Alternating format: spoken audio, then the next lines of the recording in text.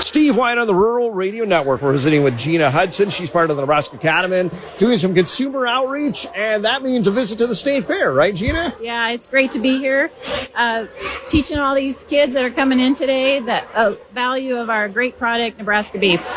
And for these kids, especially when they come in someplace like Raising Nebraska and they interact with all the commodity groups, they're going to learn something. They're learning a lot, and they are anxious to learn, and they ask a lot of questions, so that's a great thing.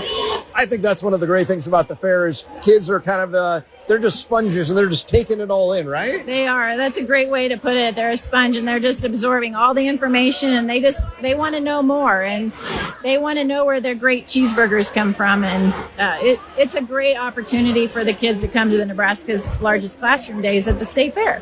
And you've got a poster and it shows that cheeseburger on it. I'm sure the kids gravitate towards that and they go, oh, I like that. Yeah, they do. They like that. And they're learning some fun facts about cattle, and the teachers are getting this year a classroom kit to take home, and then they are to take back to the classroom, and some activity books. So that the teachers are really excited about that. Because you want this not to just be one day, you want to sustain this, right? Yes, yeah, and that's the good thing about giving teachers something to take back to the classroom, where they can carry on, for weeks and talk about it. So it's a great opportunity for us to be here. Someone was telling me there will be something like 3,000 kids between the largest classroom days. That's a real captive audience. Yes, that is a huge audience, and it's just like I said, it's a great opportunity to tell our story, what we do in Nebraska, and we do it well.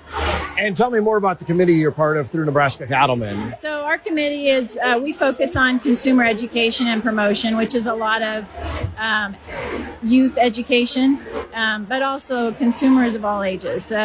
We need to let them know what great quality product we have, what the advantages to eating our product, and just how we take care of our animals and those types of things too. So that's kind of what we focus on. Do you get some questions even from some moms maybe who are that person is the consumer at the grocery store asking about that product? Yeah, you do.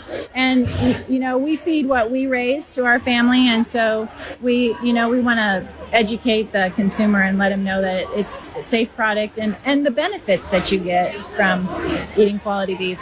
It's interesting. I was talking with a teacher from Grand Island. She said most of the kids in her class have parents who work at the packing plant. So that's another dynamic that maybe these kids realize, mom and dad, you might not realize it, but they would not have jobs if not for Nebraska agriculture. Yeah, it's very true. And when you ask some of the kiddos, like, is your parents part of agriculture? And they're like, oh no. Well, they don't realize the connection that there is, and that there's a huge connection with the packing plant, the producer, grocery stores. It's amazing how many are involved in agriculture. I'm here in Grand Island, Nebraska. I live in this community. Our largest employer is a packing plant.